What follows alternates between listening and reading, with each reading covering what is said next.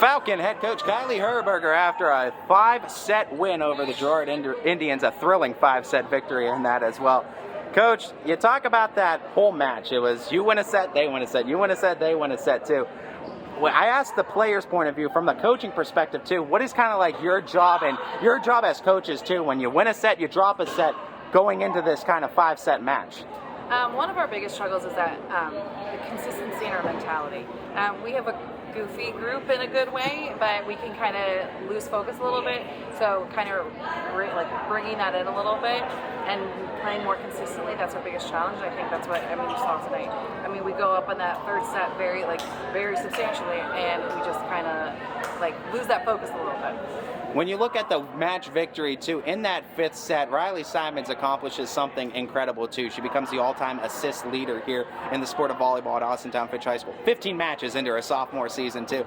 You knowing the sport of volleyball, too, I know from the kids' perspective, too, maybe they don't understand how big of a moment it is, too. But put into words what Riley Simons means to this program and what this kind of accomplishment means 15 matches into her sophomore season. I mean, it's something, I'm speechless right now because her age, number one, being a sophomore and accomplishing all this is out of this world. And then, just for our program, she's a rock because, her consistency and she's always there. And, going from last year where you have such a strong outside hitter where, everybody, Joe always got the sets, because she was so, strong.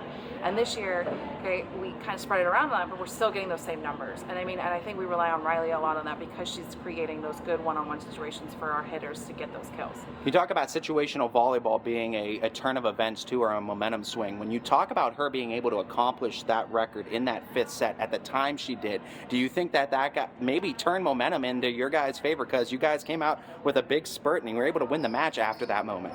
Right, and you know what? We leaned on our seniors a lot for that too, because Riley knew to find Jordan and Afton, and they were playmakers, and they knew how to win the game, and that's what they did.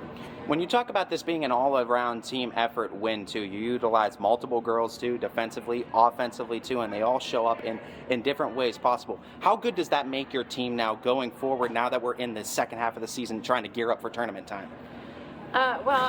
So we're actually on week 3 of losing our libero, Izzy, and we're still, we've been trying to find a rhythm, filling in those pieces defensively.